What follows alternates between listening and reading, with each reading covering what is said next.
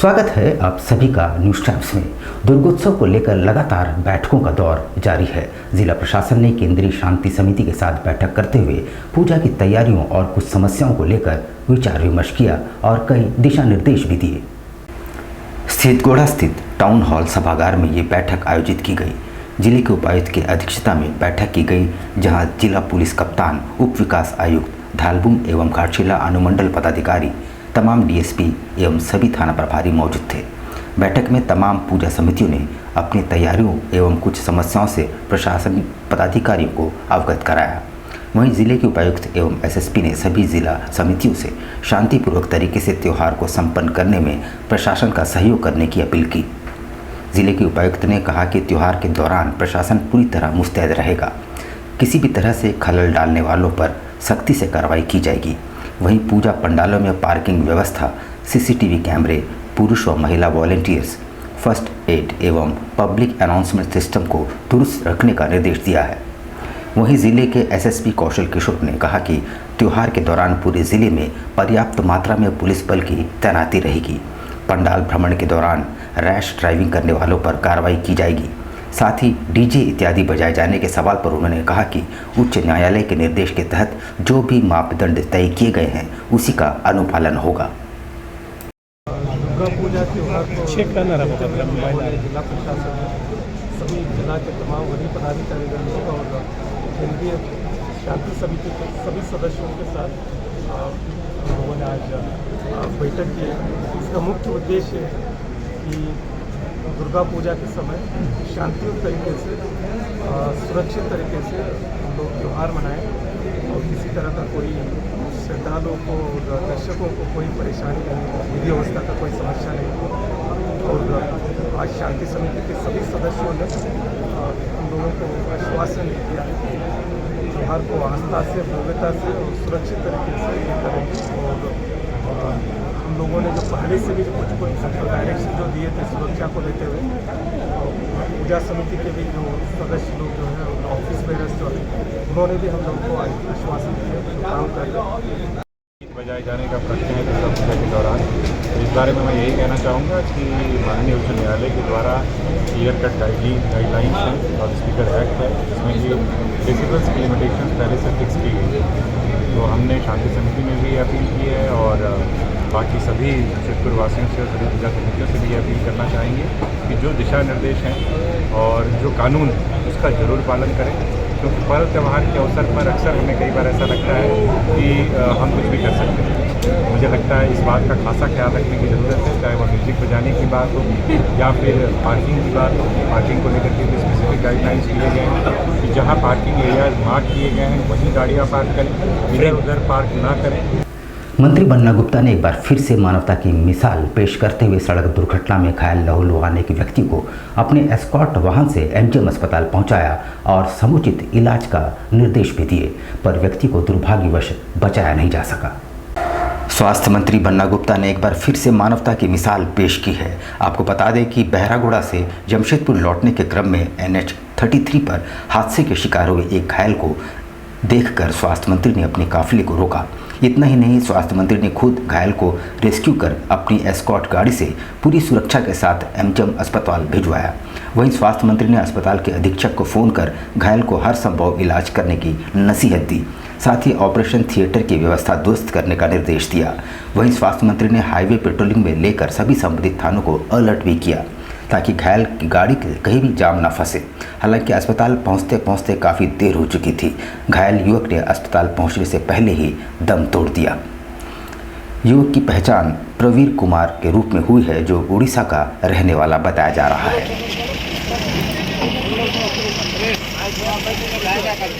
ये मंत्री जी बहरागोड़ा जा रहे थे किसी काम में, तो उनको एक रोड एक्सीडेंट दिखा।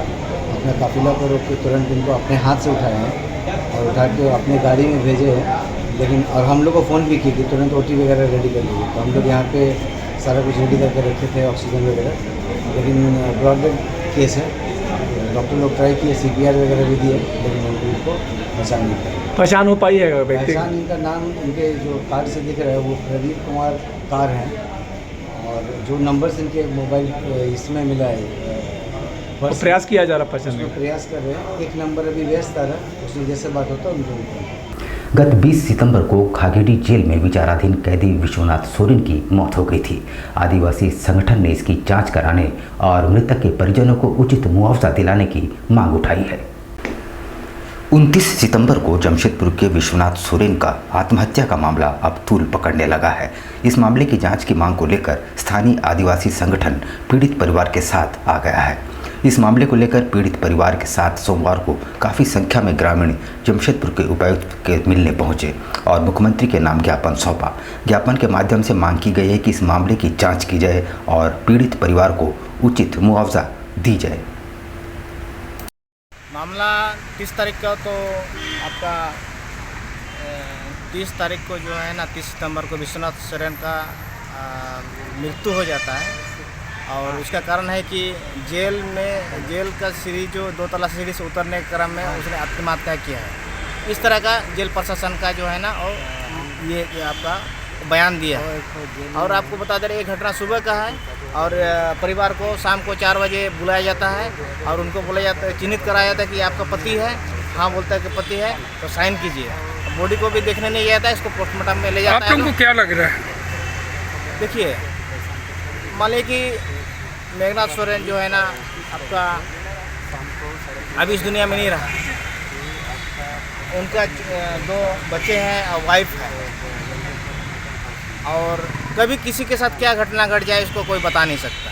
क्या मांगे करती हैं? मांग ये कहते हैं कि वो जो इनका मृत्यु हुआ है उसका जांच किया जाए और इनका जो परिवार है जो सरकार तरफ से जो प्रोविजन है कंपनसेशन का है उनको दिया जाए। सोनारी रोड नंबर 7 एक्सटेंशन में ऑर्किड रेसिडेंसी के पास बिल्डर द्वारा सड़क को बंद कर दिया गया है। वहां कंस्ट्रक्शन का कार्य चल रहा है पर सड़क के बंद हो जाने से आसपास की बस्तियों के सैकड़ों लोग प्रभावित हुए हैं जो अपने दैनंदिन कार्यों के लिए इसी सड़क का इस्तेमाल करते आए हैं। सोनारी रोड नंबर 7 एक्सटेंशन में ऑर्किड रेसिडेंसी के सामने बहुमंजिला इमारतें बनाए जाना प्रस्तावित है और इस दिशा में कार्य भी प्रगति पर है, पर बिल्डर द्वारा सड़क को अवरुद्ध कर दिया गया है जिससे सैकड़ों की संख्या में बस्तीवासी प्रभावित हो गए हैं। ये बस्तीवासी अपनी रोजमर्रे के काम के लिए प्रतिदिन इसी सड़क का इस्तेमाल करते आए हैं।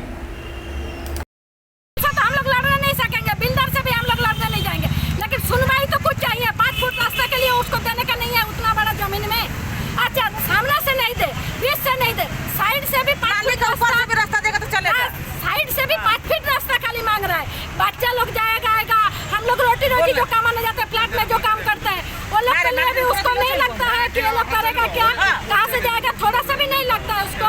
इतना 2018 से लड़ के आज तक आया तो बोलता रंगदारी मांगने आ रहे। कितना रंगदारी दिया है उसका पास प्रूफ है ना। हम लोग को रंगदारी देने का फालतू में केस में लादा दे रहा है। सोनारी थाना में जाके बोल के आया, सोनारी थाना का पुलिस हम लोग को दौड़ा रहा है। हम लोग रास्ता मांग रहे हैं तो हम लोग बहुत बड़ा गुनाह कर दिया। सदर अस्पताल में पदस्थापित होमगार्ड के जवानों को पिछले 5 माह से वेतन नहीं दिए गए हैं। उनका परिवार भुखमरी की कगार पर पहुंच गए हैं। सोमवार को सभी पीड़ित होमगार्ड के जवान अनिश्चितकालीन भूख हड़ताल पर बैठ गए।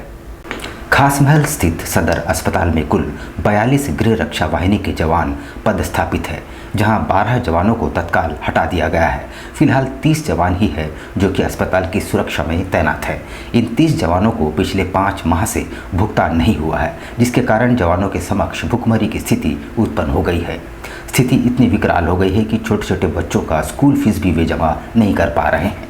थक हार कर जवानों ने अनिश्चितकालीन भूख हड़ताल आरंभ कर दिया है और सिविल सर्जन कार्यालय के समक्ष बैठ गए हैं। जिंदाबाद जिंदाबाद होमगार्ड जिंदाबाद जिंदाबाद जिंदाबाद होमगार्ड का शोषण करना बंद करो बंद करो बंद करो। हमारी मांगे जायज है जायज है। होमगार्ड का जिंदाबाद जिंदाबाद जिंदाबाद। आंदोलन के लिए बात होने का कारण है कि 5 महीना से पेमेंट हमारे जवान का गृह रक्षक भाई का नहीं हुआ है। लोग परेशान है, घर में समस्या है, बाल बच्चे को कैसे देखेंगे करेंगे, ये यहाँ प्रबंधक महोदय को नहीं समझ पा रहे हैं। जब उनसे मिला जाता है तो उनका एक ही जवाब रहता है, हमें जवान कम करना है। जबकि जवान के आदेश है राज्य सरकार का कि हर कार्यालय में, सरकारी कार्यालय में हमारे गृह रक्षक रहेंगे, लेकिन इन कम करने पर आमदा हुए हैं। ठीक है, लेकिन जवानों का 5 महीना से वेतन रुका हुआ है। क्या इनके बाल बच्चा नहीं है? इनके त्योहार पर्व त्योहार नहीं है इनके लिए? इनको समझ में ये चीज़ नहीं आ रहा है कि इनका बाल बच्चा परिवार कैसे चलाएं, कैसे करेंगे, कैसे शिक्षा देंगे बच्चे को। सिविल सर्जन डॉक्टर जुझार माझी से जब इस संबंध में पूछा गया तो उन्होंने क्या कहा, आइए सुनते हैं। वो आउटसोर्स मद से देना है। आउटसोर्स मद से जितने भी पैसा था वो समाप्त हो चुका है और मैं विगत 3 महीने से सरकार को लिख रहा हूँ कि मुझे और 4.5 करोड़ दे दिए जाए ताकि इन लोगों का सभी का पेमेंट अपडेट हो जाए। मेरे तरफ से ये आश्वासन है, जब भी मुझे पैसा मिलेगा मैं दूसरा या तीसरा दिन इन लोगों को दे दूंगा, लेकिन ये मैं पैसा को डाइवर्ट नहीं कर सकता। जिस हेड का पैसा है उसी हेड में देना है। मेरी ड्यूटी है कि इनको मदद करना, पैसा की मांग करना, मैंने मांग कर चुका है। सर, 2 बातें आ रही हैं, बातें सामने आ रही है। एक बात ये आ रही है कि जवानों को कम किया जा रहा है लगातार, और दूसरी बातें आ रही है कि कहीं ना कहीं ठेकेदार के द्वारा निजी सुरक्षा गार्डों को यहाँ पर रखने की ऐसी रणनीति है जिसके तहत इन लोगों को परेशान। ये मेरे तरफ से, चूँकि मैं सिविल सर्जन है, ये सरासर झूठ बात है और जितनी ज़रूरत होगी मैं उतना ही रखूँगा ना, क्योंकि मेरे पॉकेट में 10 रुपया है, मैं 15 का देनदारी लेके नहीं चलूँगा। उपायुक्त मंजूनाथ भजंत्री और एसएसपी किशोर कौशल ने सोमवार को दुर्गा पूजा के मद्देनजर पेशे इमाम मस्जिद के अध्यक्ष सहित अन्य लोगों के साथ बैठक करते हुए विचार विमर्श किए। दुर्गा पूजा उत्सव को लेकर जमशेदपुर पेशे इमाम मस्जिद के अध्यक्ष एवं अन्य विधि व्यवस्था से संबंधित बैठक जिला के उपायुक्त कार्यालय में आयोजित की गई। इस मौके पर उपायुक्त मंजूनाथ भजंत्री एवं वरीय आरक्षी अधीक्षक कौशल किशोर एवं एसडीएम बैठक में मौजूद रहे, जहां दुर्गा पूजा को शांतिपूर्ण संपन्न कराने को लेकर विचार विमर्श किया गया। वहीं उपायुक्त ने कहा कि मस्जिदों के अध्यक्ष और पेशी इमाम से आग्रह किया गया है कि दुर्गा पूजा के समय किसी भी तरह की कोई वायरल वीडियो या फेक न्यूज़ कोई वायरल करता है तो इसकी सूचना तुरंत जिला प्रशासन को दिया जाए।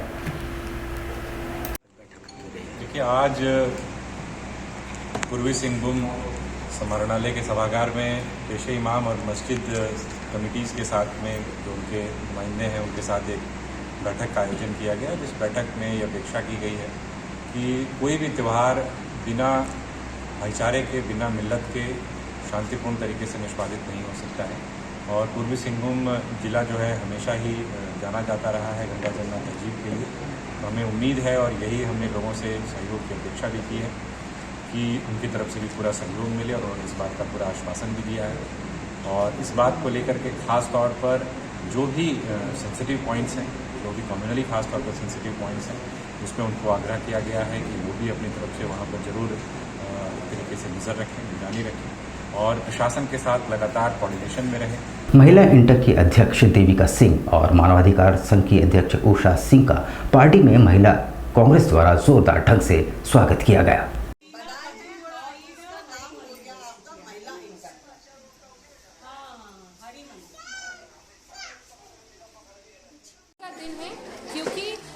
इस वर्ष इंटर की महिला अध्यक्षता श्रीमती देविका सिंह जी जो है वो महिलाओं की तरफ से मजदूर यूनियन की अध्यक्षता का बागडोर संभाली है और साथ ही उषा सिंह जी, श्रीमती उषा सिंह जो अंतर्राष्ट्रीय ह्यूमन राइट्स की अध्यक्षता है और ब्रांड एम्बेसडर है, उन्होंने उनके स्वागत में आज फदलू गोरा में एक प्रोग्राम आयोजित किया है। अपने संकल्प यात्रा के तहत पूर्व सीएम बाबूलाल मरांडी खरसवां पहुंचे और उन्होंने एक जनसभा को भी संबोधित किया, पर मंच से पूर्व सीएम अर्जुन मुंडा और पूर्व सीएम रघुवर दास का नदारद रहना कई सवाल खड़े कर रहे हैं।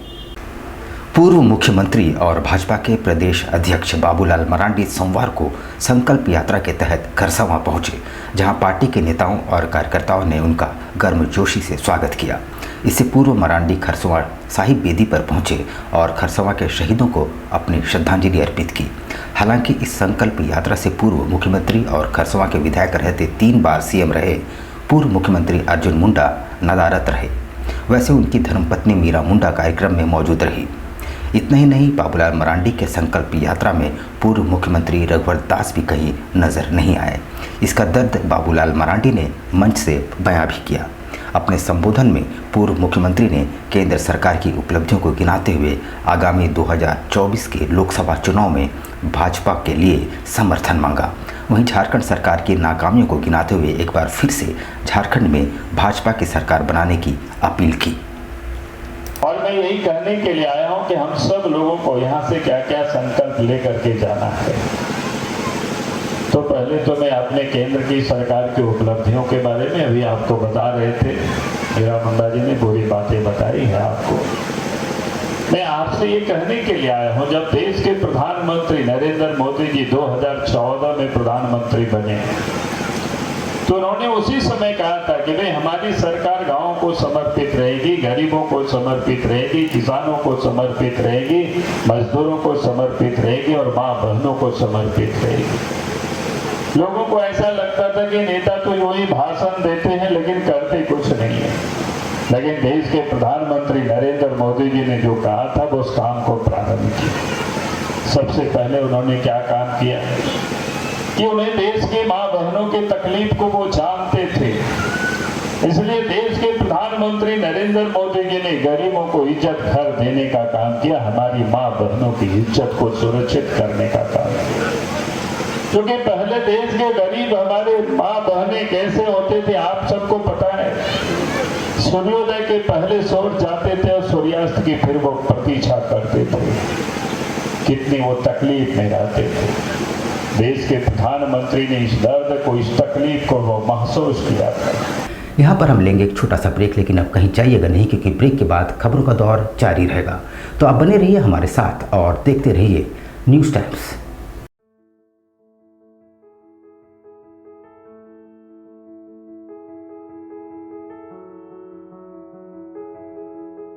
कैसे हो मनोज? ठीक ही है भैया। ठीक तो बोल रहे हो, ठीक तो दिख नहीं रहे हो। तुम्हारे उम्र में तो हम 10-10 किलोमीटर दौड़ जाया करते थे। सारे लोग टहल रहे हैं, तुम सुस्त बैठे हो। वो क्या है ना भैया कि थोड़ा प्रॉब्लम हो गया है। प्रॉब्लम? हम तुम्हारे बड़े भाई जैसे हैं, तुम अपना समस्या बताओ हमको, हो सकता तुम्हारी समस्या का समाधान हमारे पास हो। वो क्या है ना भैया कि हमको पाइल्स हो गया है। बहुत सारे डॉक्टर को दिखाया लेकिन कहीं पे कोई आराम नहीं मिला, बस इसी को लेकर परेशान है। चलो तुमको हम कहीं ले चलते हैं, हमको भी हुआ था, आज देखो हम ठीक हैं। कहाँ भैया? हाय हमारे एक परिचय के, वहाँ जाने से ठीक हो जाएगा? हाँ, एकदम ठीक हो जाएगा। पक्का ना? हाँ हाँ पक्का। चलो चलो चलिए भैया। शमीम खान नवेदी, पाइल्स, बवासीर, किसी भी प्रकार का बवासीर हो 7 दिनों में जड़ से समाधान है। शमीम खान नवेदी, दातकेडी 9308081071 9031612032। सुबह 10 बजे से 1 बजे तक और शाम 4 बजे से 8 बजे तक। आपके बच्चों के सुनहरे भविष्य का दूसरा नाम गायत्री शिक्षा निकेतन। शिक्षा के क्षेत्र में उत्कृष्ट प्रदर्शन के लिए राष्ट्रीय एवं राज्य सरकार से सम्मानित विद्यालय, जहां होता है आपके बच्चों का सर्वांगीण विकास। गायत्री शिक्षा निकेतन उच्च स्तरीय और आधुनिक उपकरणों से lace computer lab, science lab, आधुनिक क्लासरूम्स। गायत्री शिक्षा निकेतन।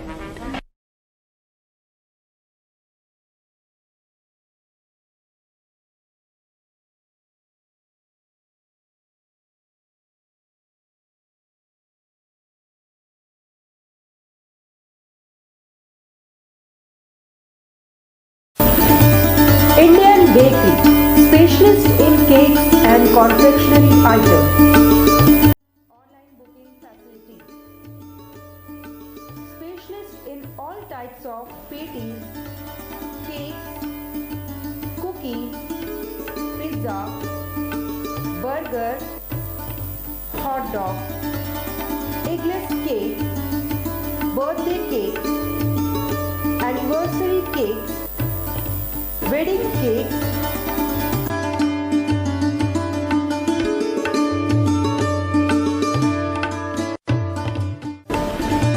cream rolls, fruit cakes, all types of biscuits, marriage anniversary cakes and school order specialists.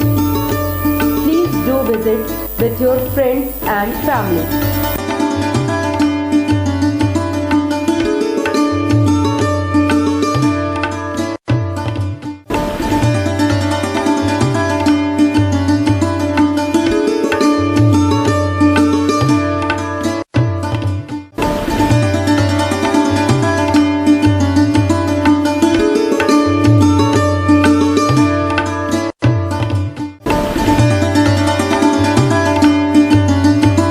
25 दिसंबर का किस तरह केक का डिमांड रहता है? 25 दिसंबर में कस्टमर का ज़्यादातर रिक्वायरमेंट फ्रूट केक का रहता है। फ्रूट केक कस्टमर बहुत पसंद करता है, इसलिए हम लोग ज़्यादा तादाद में जो है फ्रूट केक का ही तैयारी करते हैं। 25 दिसंबर में जैसे ये आपका वॉलनट केक हो गया, ब्राउनी केक हो गया, इस तरह का केक का डिमांड बहुत ज़्यादा रहता है कस्टमर का। और हम लोग चाहते हैं कि कस्टमर को अच्छा टेस्ट और क्वालिटी मिले, और हम लोग जितना हो सके अच्छा तैयारी करते हैं कि कस्टमर को अच्छा से अच्छा चीज़ दे सके, ताकि कस्टमर खाए और उसको पसंद आए और वो दोबारा इंडियन बेकरी न्यूराली की तरफ में आए। हम लोग जो है देखिए तरह तरह का फ्रूट केक का आइटम तैयार किए हैं, ताकि कस्टमर यहाँ से कोई भी वापस नहीं लौटे। हम लोग जितना कोशिश करते हैं कि अच्छा से अच्छा सामान प्रोवाइड कर सके कस्टमर को, ताकि कस्टमर जो है वो खुशी खुशी मतलब ले खाए और फिर दोबारा इंडियन बेकरी में आए।